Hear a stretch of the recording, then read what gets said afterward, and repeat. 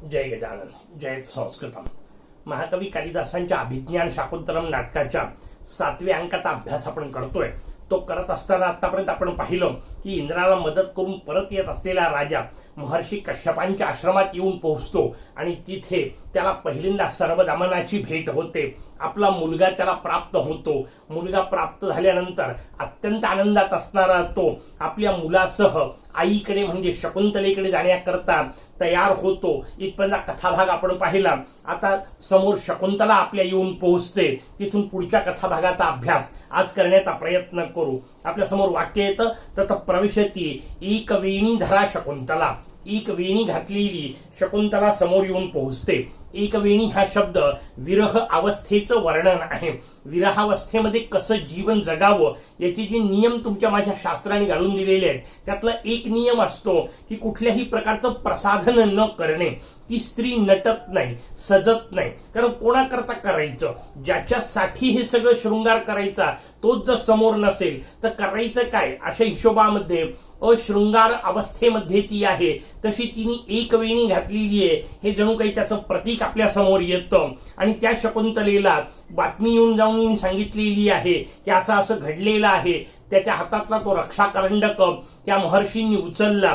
आलेली व्यक्ती या अर्थाने महर्षी मोठ्या श्रेष्ठ व्यक्तीने उचललेला आहे आणि तिला अद्याप त्या रक्षाकरंडकातल्या वनस्पतीला साप होण्याची जी प्रक्रिया असते ती घडलेली नाही. हे सगळं कळल्यानंतर याचा अर्थ तो दुष्यंतच आहे हे शकुंतलेला आता कळलंय. त्या वाक्यासह ती आता बोलायला सुरुवात करते. त्या विचारांसह ती बोलत येत आहे. विकार काली अपि प्रकृतिस्था सर्वदमनस्य औषधीं श्रुत्वा न मे आशा सिद्ध आत्मनो भागधेयेषु. माझी अवस्था कशी झालेली आहे ती म्हणते की विकार काळामध्ये म्हणजे दुसऱ्या कोणी उचलली तर अशा अर्थाने त्या काळात सुद्धा प्रकृतिस्थ म्हणजे जशाला तशीच ती वनस्पती राहिली. याचा अर्थ ते दुष्यंत येथे कळल्यानंतर हे सगळं ऐकून सुद्धा माझ्या स्वतःच्या भाग्यावर माझा विश्वास उरलेला नाही. न आशा असती. मला आणखीनही आशा वाटत नाही की असं खरंच घडलेलं असेल. ते आलेले असतील. अथवा यथा सानुमत्या आख्यातम तथा संभाव्यते येतात. किंवा शक्य आहे जसं सानुमतीने सगळं सांगितलं तसंच घडत आहे. वाक्याचा अर्थ आपल्याला कळलं की जो 6व्या अंकात सगळा कथाभाग सानुमतीने पाहिलेला होता तो जाऊन शकुंतलेला सांगितलेला आहे. आणि राजा दुष्यंत तुझ्या विरहात दुःखी आहे ही गोष्ट तिला कळलेली असल्यामुळे तिच्या मनामध्ये आता राजा भेटावा यासाठी जी आसक्ती आहे ती आसक्ती त्यातून आपल्या समोर येते. राजा मात्र तिच्याकडे पाहतो आणि म्हणतोय शकुंतलां विलोक्य सेय मात्र भवती शकुंतला. आहा, ही आहे माझ्या समोर शकुंतला. कशी दिसत आहे? राजाने तिच्या दिसण्याचं वर्णन केलं. यैषा वसने परिधूसरे वसाना. जिनी मलिन अशा प्रकारचे वस्त्र धारण केली आहे. नियम क्षाममुखी धृतैक वेणी. नियम पाळत असल्यामुळे तिचा चेहरा कोमेजलेला आहे. व्रतस्थ जीवन जगत असल्यामुळे कोमेजलेल्या चेहऱ्याची आहे. धृतैक वेणी तिने एकच वेणी घातलेली आहे. अति निष्करुणस्य शुद्धशीला मम दीर्घ व्रतन नतम तम बिभरती विरहव्रतम तम बिभरती. माझ्यासारख्या निष्करुण म्हणजे अत्यंत क्रूर ज्याच्यात करुणा नाही असा म्हणजे क्रूर असणाऱ्या व्यक्तीने त्यागल्यावर सुद्धा माझ्यासाठी नियम करणारी माझ्या विरहाचं व्रत पालन करणारी अशी ही शुद्धशीला शकुंतला माझ्या समोर येत आहे. शकुंतला राजाकडे पाहते आणि त्याच्याकडे पाहून त्याचा रंग पूर्ण बदललेला आहे. आणि मग ती म्हणते पश्चात्ताप विवर्णम राजानम दृष्ट्वा. पश्चात्तापाने ज्याचा रंग कोमेजलेला आहे बदलून गेलेला आहे अशा त्या राजाकडे पाहून ती म्हणते न खलु आर्यपुत्र हा इव. लांबून ती पाहतीये. तिच्याही डोळ्यात पाणी आहे. सतत दुःखाचा विषय आहे. आणि त्याच्यामुळे राजा तिने जो पाहिलेला होता तो टवटवीत प्रफुल्लित राजा आता उरलेला नाही. मधल्या काळात विरहात तो सुद्धा अत्यंत क्षाम झालेला आहे, गळून गेलेला आहे. आणि त्याच्याकडे पाहून ती म्हणतीये की हे तर महाराज वाटत नाही. तत क इदानीमेषः कृतम रक्षाम मंगलम दारकम मे गात्र संसर्गेन दूषयती, असा कोण आहे हा की ज्यांनी त्या रक्षाकरंडकालाही हात लावला आणि आपल्या स्वतःच्या स्पर्शाने माझ्या मुलाला दूषित करत आहे. वाक्याचा अर्थ समजून घ्या. तिला राजा ओळखू आला नाही याच्याकरता नाही हे वाक्य. राजा तिच्या विरहात इतका बदललेला आहे की तिला सुद्धा पटकन ओळखू येत नाही. इतकं दुःख राजाने आजपर्यंत अनुभवलेलं आहे, एवढाच अर्थ त्यातून समजून घ्यायचा. ती रचना आपल्या समोर येते. शकुंतला त्याच्याकडे तशा पद्धतीने पाहतीये. तो बाल मात्र सांगतोय, त्याला बिचारायला काहीच माहित नाही. त्याच्यामुळे तो म्हणतोय, मात एषा हा कोपी पुरुषो मा पुत्र इति आलिंगती. हा आई हा कोणीतरी माणूस आहे आणि हा मला आपला मुलगा समजून आलिंगन देत आहे, आपला मुलगा म्हणत आलिंगन देत आहे. कोण आहे अशा अर्थाने त्यांनी प्रश्न विचारला. राजा म्हणतोय, प्रिये क्रौर्यमपि मे त्वयि प्रयुक्तम अनुकूल परिणामम समृद्धम यद इदानीम त्वया प्रत्यभिज्ञान आत्मानं पश्यामी. लक्षात घे की मी क्रूरतेने तुझा त्याग जरी केलेला असला तरी त्यावेळी जे माझ्याबद्दल प्रतिकूल असलेलं दैव होतं त्या दैवानी आता ते अनुकूल झालं असल्यामुळे तू मला ओळखलेलं आहेस. म्हणजे त्यावेळी मी तर तुला ओळखलं नाही, ते अत्यंत क्रूरतेचं कारण होतं, पण तू मला ओळखतीये, हरकत नाही, कारण तू दयाळू आहेस, तू काही माझ्याशी क्रूर वागत नाहीयेस. नाहीतर त्यावेळी मी ओळखलं नाही आणि आता तू म्हणायचं हा कोण आहे, असं होऊ शकतं. तसं होत नाहीये असं राजा स्वतःच म्हणतोय. या अर्थाने शकुंतला स्वतःशीच म्हणते, हृदय आश्वसीही आश्वसीही, विश्वास ठेव, थोडस शांत हो. परित्यक्तम अत्सरेन अनुकंपितास्मी दैवेन. जरी परित्यक्त केलेलं, परित्यक्तम मत्सरेन, मत्सर म्हणजे दोष किंवा ज्याला आपण काय म्हणू द्वेष, एक राग.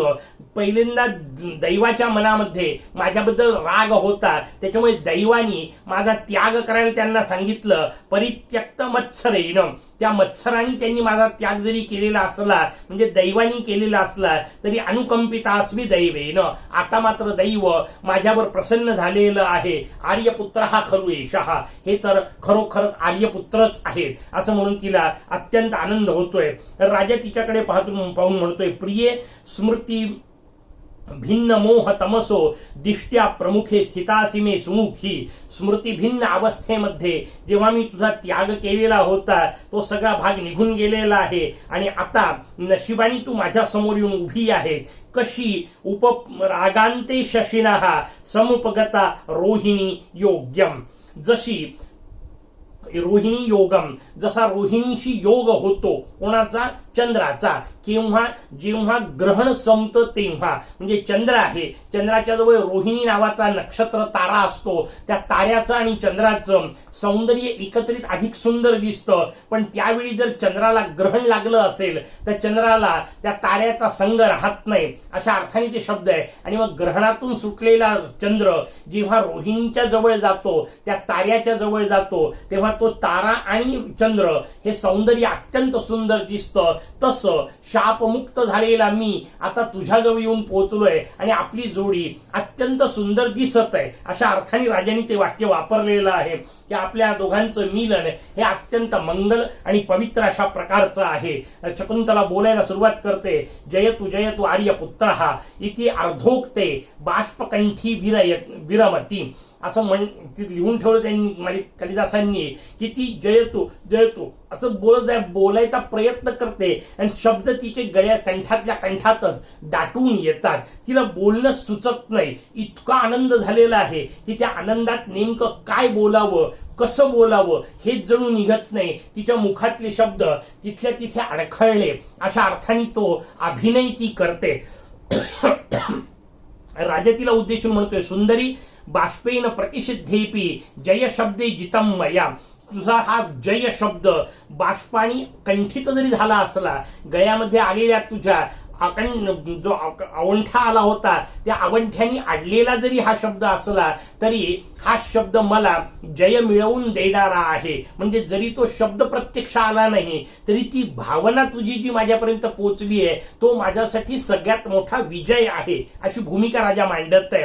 यत्ते दृष्टम संस्कार पाटलोष्टपुटम मुखम. तुझं हे मुख मी पाहिलं, कसं जे असंस्कार असलेलं, याचा अर्थ कुठल्याही प्रकारे त्याच्यावर शृंगार न केलेलं, प्रसाधन न केलेलं, त्याला न सजवलेलं, पण तरीही पाटलोष्ठपुटम मुखम, एखाद्या सुंदर गुलाबाच्या पाकळीप्रमाणे ज्याच्यावरचे ओठ आहेत असं हे तुझं मुख जे मला पाहायला मिळालं, त्या नुसत्या मुखाच्या दिसण्यानी सुद्धा मला खरं तर विजय मिळालेला आहे, अशा अर्थाने तो राजाचा शब्द आहे.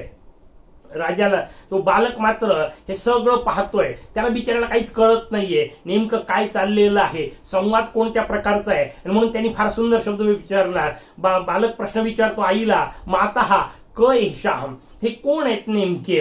त्याच्यावरती शकुंतला फार सुंदर शब्द वापरते. ती म्हणते, वत्स ते भागधेय आणि पृच्छ, मला काय विचारतोस, हे तर तुझ्या नशिबाला विचार, कारण खरं तर हेच तुझं नशीब आहे, यांच्यामुळेच तू जन्माला आलेला आहे. ते कोण आहेत असं विचारल्यानंतर इतर वेळा नाव सांगितलं असतं, पण भारतीय संस्कृती आहे, पतीचं नाव घेण्याची पद्धत नाही, आणि त्याच्यामुळे हे नेमके कोण आहेत या प्रश्नाचं उत्तर ती सरळ देत नाही. ती म्हणते, हे तुझ्या नशिबालाच विचार, याचा अर्थ हेच तुझं जणू काही नशीब आहेत अशा अर्थाने, किंवा हे तुझे पिताश्री आहेत असंच तिला त्यातून सुचवायचंय. राजा शकुंतला या हा पादयोः प्रणिपत्य, राजा शकुंतलेचे सरळ पायच धरतो असं वर्णन महाकवी कालिदास करतात. कारण चूक इतकी मोठी आहे की क्षमा केवळ शब्दातून होऊ शकत नाही, प्रत्यक्ष शरणागती अशा पद्धतीची रचना, अक्षरशः पाय धरून मी माफी मागतो अशा अर्थाने ते वाक्य आहे. आणि त्या पद्धतीने राजा तिथे प्रत्यक्ष कृती करत आहे की जणू काही पायच धरत आहे. आणि राजा तिला म्हणतोय, सुतनु हृदयात प्रत्यादेश व्यलीकम उपैतुते किमपि मानसः सम्मोहो मे तदा बलवान अभूत. हे लक्षात घे सुतनु, हे सुंदरी, त्यावेळा हृदयावर माझ्या कशा तरी पद्धतीने मोह जडला होता, म्हणून मी तुझा त्याग केला होता. या गोष्टीचा जो काही तुझ्या मनामध्ये बसलेला तडका असेल, जो राग असेल, तो निघून जावो, तुला कुठल्याही पद्धतीने त्या गोष्टीची पुन्हा आठवण न येवो, पुन्हा त्याचं दुःख तुझ्या डोळ्यासमोर सुद्धा न येवो, तुझ्या मनात सुद्धा न येवो. प्रबल तमसाम एवं प्रायः शुभेषु हि वृत्तयः सृजमपि शिरस्यन्धः क्षिप्ताम धुणोती अहिशंकया. तो म्हणतोय, काही वेळा चांगल्या गोष्टी सुद्धा शुभेषु हि वृत्तयः, शुभ अशा प्रकारच्या वृत्ती घडत असताना, कृती घडत असताना सुद्धा प्रबल तामसम एव प्रायाः, त्यावेळी प्रबल अशा प्रकारचा तमस म्हणजे अंधकार जेव्हा माणसाच्या जीवनात येतो तेव्हा चांगल्या गोष्टी सुद्धा त्याच्या हातून निघून जातात, त्याला चांगल्याही गोष्टी कळत नाहीत. आणि मग त्याचं एक उदाहरण देताना एक सुंदर रचना सांगितली की स्रजमापी शिरसी अंधा, शिरसी म्हणजे डोक्यावर, अंधा म्हणजे अंध व्यक्तीच्या, स्रजम अपी, स्रजम म्हणजे माळ, फुलांची माळ जरी समजा एखाद्या आंधळ्या माणसाच्या डोक्यावर पडली तर तो पटकन असं उचलून फेकून देतो, अरे बापरे काय पडलं डोक्यावर, अशा याच्यात काढून फेकून देतो, कारण त्याला ते दिसत नाहीये, फुलांची माळ आहे. आणि आपल्या डोक्यामध्ये नेहमी शंका वाईटाचीच येत असते, त्याच्यामुळे डोक्यावर काहीतरी पडलं, थंड थंड फुलांच्या माळेचा स्पर्श होता, याचा अर्थ थंड आहे, कदाचित साप असेल, या कल्पनेने तो जसा पटकन झटकून टाकतो, तशी अवस्था निर्माण होते की आंधळ्या माणसाच्या डोक्यावर फुलांची माळ जरी पडली तरी तो साप समजून त्या माळेला धुनोती आही शंकया, आही म्हणजे सर्प, त्या सर्पाची शंका घेऊन तो धुनोती म्हणजे झटकून टाकतो, कारण त्यावेळी त्याच्यावर जो तम म्हणजे मोहाचा प्रभाव पडलेला असतो, त्यामुळे तो हे असं करत असतो. माझे तसंच घडलेलं होतं. वास्तविक तुझ्यासारखी अद्वितीय सौंदर्यवती आणि तुझ्यासारखी अद्वितीय गुणवती माझ्या समोर माझ्या नशिबात आली होती, पण मी दुर्दैवाने तुला झटकून टाकलं आणि जणू काही एखाद्या आंधळ्याने फुलाची माळ साप समजून झटकावी तशी मी तुझ्यासोबत कृती केलेली आहे. अशा अर्थाने राजा तिची माफी मागण्याकरता सरळ पाय धरतो. शकुंतला स्वाभाविक त्याला उठवते. उत्तिष्ठ तू आर्यपुत्र, आर्यपुत्र उठा. नूनं ते सुचरित प्रतिबंधकम पुराकृतम तेषु दिवसेषु परिणामाभिमुखम आसीद येन सानुक्रोशो अपि आर्यपुत्रो मयि विरसः संवृत्तः. निश्चितपणे माझंच पूर्वजन्मी केलेलं कुठलं तरी पाप फळ देण्यासाठी प्रगट झालं होतं. काय सुंदर रचना आहे त्यांची, लक्षात घ्या. प्रत्येक जण घडलेल्या गोष्टीला समोरच्याला दोषी नाही समजत आहे. कारण कायम लक्षात ठेवा, आपल्या आयुष्यात जर काही वाईट घडलं असेल तर त्या वाईटाच्या मागे कुठेतरी आपलंच काहीतरी पूर्वकर्म आहे. ही जी भारतीय संस्कृतीची शिकवण आहे ती शिकवण तिथे येते. ही शिकवण केवळ सामान्य नाहीये, लक्षात घ्या. केवळ काहीतरी एक रडगाणं गाण्याकरता नाही, वा माझ्याच नशिबात होतं याच्याकरता नाहीये. आपल्याच कर्मामुळे आपल्याला फळं मिळतात. या वाक्याचा अर्थ इतर कोणामुळे मिळत नाहीत. कारण इतर कोणामुळे मला सुख किंवा दुःख मिळतं असं जर म्हटलं तर वाक्याचा अर्थ ते इतरांवर अवलंबून राहतं, आणि तसं नाही ही सांगण्याची भारताची पद्धती आहे. म्हणून ती म्हणतीये की माझंच कुठलं तरी पूर्वजन्मीचं एखादं वाईट कर्म असेल की जे त्या काळामध्ये पुराकृतम पूर्वी केलेलं तेषु दिवसेषु परिणामाभिमुखम आसीत, त्या दिवसांमध्ये ते परिणाममुख असेल. म्हणजे याचा अर्थ फळ देण्याकरता तयार झालेलं ते कर्म असेल, ज्यामुळे वास्तविक तुम्ही एवढे सानुक्रोश आहात, एवढे दयाळू वृत्तीचे आहात. मग अशा प्रकारचे इतके दयाळू असलेले महाराज त्यावेळी जर माझ्या बाबतीत विरस झाले असतील, त्यांना माझ्यामध्ये कोणताच रस उरलेला नसेल, तर याचा अर्थ माझंच कुठलं तरी वाईट कर्म होतं की जे कर्म अशा वेळी तिथे समोर आलं. असं म्हणून ती राजा उत्तिष्ठत, तिने राजाला उठायला सांगितलं. राजा उठून उभा राहतो. अथ कथम आर्यपुत्रेण स्मृतो दुःख भाग्य अयम जना. तिने अर्थात पुढचा प्रश्न मात्र विचारलाय की असं काय घडलं की तुम्हाला हा माझ्यासारखा दुःखी जीव आठवला. मी तुम्हाला आठवली कशी? त्यावेळी तर तुम्ही म्हणत होते की माझा काही संबंध नव्हता. त्याच्यावर राजा बोलायला सुरुवात करतोय. उद्धृत विशाल शल्यम कथयिष्यामि. पहिल्यांदा या विषादाचं जे शल्य मला आहे, हे जे सगळे वाईट घडलेलं आहे, त्या वाईटाचं जे शल्य आहे ना ते पहिल्यांदा दूर करतो. वाक्याचा अर्थ तुझ्या डोळ्यातले अश्रू पहिल्यांदा पुसतो, असं त्याचा वाक्याचा अर्थ आहे. आणि मग तो अश्रू पुसाई करता जातो. कसे आहेत ते अश्रू? त्याचं वर्णन राजांनी केलं. मोहान मया सुतनु पूर्वम अपेक्षित असते यो बाष्पबिंदुर आधारहा परिबाधमानहा. पूर्वी जे अश्रू पार तुझ्या ओठापर्यंत येत होते, याचा अर्थ धार लागलेली होती. ज्यावेळी मी तुझा त्याग केलेला होता, त्या मोहामुळे मी तुला ओळखत नव्हतो, त्यावेळी तुझ्या डोळ्यात आलेले जे अश्रू होते ना, त्या अश्रूंची धार अक्षरशः तुझ्या ओठापर्यंत येत होते. त्यावेळी मी लक्ष दिलं नाही. ते ओठापर्यंत येत असताना सुद्धा, याचा अर्थ खूप अश्रू येत असताना सुद्धा मी दुर्लक्ष केलं. पण आता मात्र तम तावत कुटील पक्ष्म आद्य कांते प्रमृज्य विगतानुशयो भवेयम. आता मात्र तुझ्या पापणीत आलेला तो अश्रू सुद्धा मला पाहवत नाहीये, आणि म्हणून थांब, मी तुझ्या डोळ्यातला अश्रू पुसतो. असं म्हणून राजाने तिच्या डोळ्यातला अश्रू पुसण्याकरता हात पुढे केला. काय मजेदार रचना आहे, लक्षात घ्या. तो हात पुढे करणे आणि डोळ्यातला अश्रू पुसणे याच्या मागे कालिदासांची एक भूमिका आहे, म्हणून मुद्दाम ते सांगितलं. नाही तर केवळ डोळ्यातले अश्रू पुसणे एवढी एक प्रक्रिया नाहीये. आता राजा अश्रू पुसाई करता हात पुढे करेल की नाही? हात पुढे करेल तर राजाचा हात जसा जवळ येईल तसं स्वाभाविक राजाच्या बोटातली ती अंगठी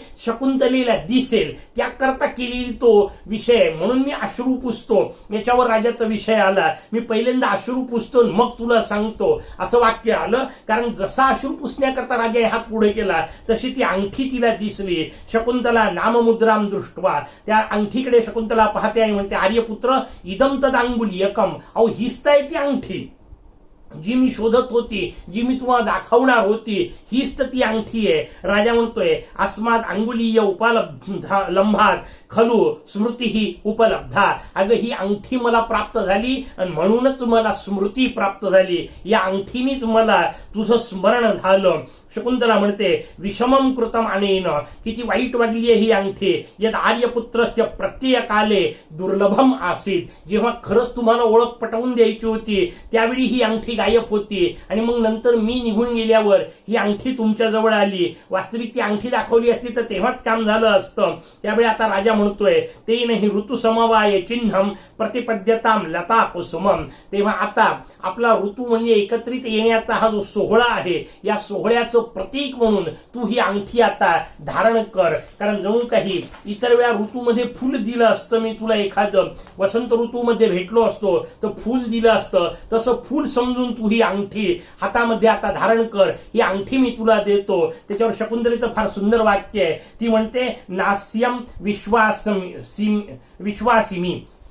हिच्यावर आता माझा विश्वास उरलेला नाही. आर्यपुत्र एव एतत् धारयतु, ती अंगठी तुमच्याच जवळ ठेवा, कारण ती अंगठी तुम्ही मला दिली, त्या अंगठीच्या भरोशावर मी तुमच्या समोर येणार म्हणून ठरलं. तसं करायला गेली, वेळेवर ती अंगठी मला सोडून गेली. त्या अंगठीमुळे इतकं सगळं पूर्ण कथानक घडलं. त्यामुळे आता या अंगठीवर माझा विश्वास नाही. तुम्ही भेटले आहात, पुरेसे आहात, अंगठीची मला आता गरज नाही. असं म्हणून ती अंगठी राजाची राजाजवळच राहू अशा पद्धतीने तिने राजाला वाक्य सांगितलं. पहिल्या याच्यात आपण पाहिलं राजाला पुत्र भेटला, आता राजाला पत्नी भेटली आहे. पुढचा जो कथाभाग तर सांगण्याकरता मातली तिथे येऊन पोहोचतात. मातली आल्यानंतर पुढे काय काय होईल ते पुढच्या भागात पाहू. तोपर्यंत जयतु संस्कृतम.